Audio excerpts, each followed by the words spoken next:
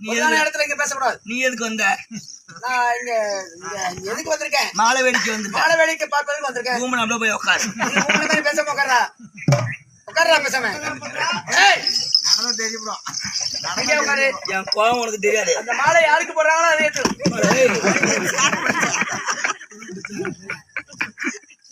பேசாம ஐயா சற்று அமருங்கள், சண்டை வேண்டாம். எங்க இருவருக்கும் சண்டை வேண்டாம்.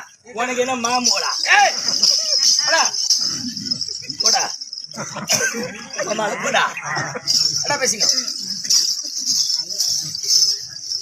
வணக்கம் குட்டி. மகாராஜா இங்க வா. நிருபத்தை படிச்சு பாத்தீங்களா? கிட்ட வா. இங்கதான் நிக்கிறேன்.